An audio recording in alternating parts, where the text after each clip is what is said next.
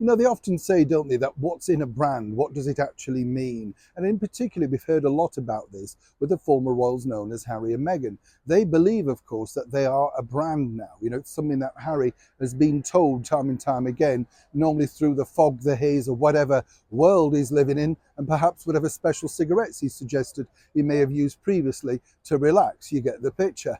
But you see, the bigger story is this. Once you have the things that you had that you thought were going to be successful diminishing very much by a return, then you have to look at what you've got left.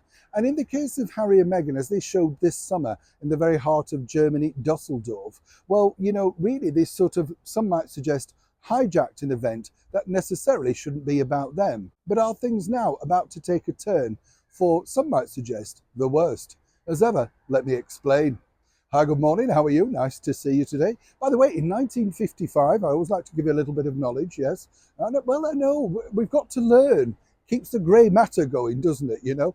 On this day, our wonderful late monarch, Her Majesty the Queen, in 1955, gave an honorary peerage to the former Labour leader, Clement Attlee. Now, the reason why this is interesting is he was the very first member of the Labour Party to enter, if you like, the House of Lords, which was a big thing, you know. I mean, most people in the Labour Party certainly didn't go for that, way beneath them, that sort of stuff. Just proves, of course, as I've often said here on the show, dangle a title and they'll come running. Do you know what I mean? Shocking, isn't it?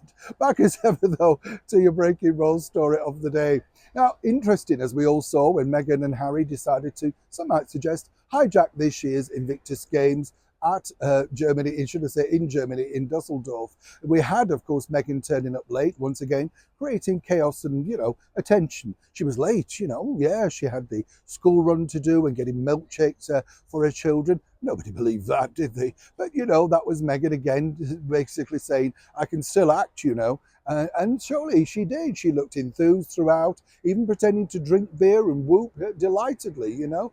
And the bottom line is she upset a lot of people by, some might suggest, pushing herself forward to the front of the queue again by marching in front of the army veterans. Who was she in those shorts and sandals? What was that about, you know? But of course, Harry was more than delighted. Now, as we know, there are problems afoot in the Invictus camp. Apparently, allegedly, monies and all sorts of problematic things that we are looking into as we speak. But more importantly, right now, they've decided to shoehorn in a chum of Harry's to try and take the reins of the next Invictus Games. That's how serious things have got. But behind the scenes, let me tell you, there's always something afoot. You see, Prince Harry, allegedly, alongside Meghan Markle, believe it needs to be better branded. And what better to brand it than the Duke and Duchess of Sussex's Invictus Games? Or, even better, Harry and Meghan's Invictus Games, because, of course, the branded experts that they now surround themselves with believe that this is a key factor in, of course, selling the brand internationally and taking it into territories that have never been before.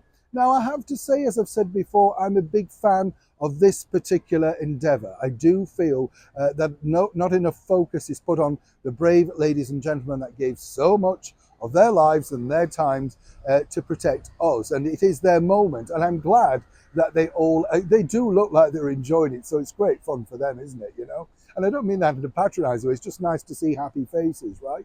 But, you know, one wonders, one might suggest that how toxic could be Harry and Meghan's Invictus Games, or indeed the Duke and Duchess of Sussex Invictus Games. And is this the right move forward? And more importantly, would the Invictus board really like to see that? Apparently they believe that this could bring more money worldwide.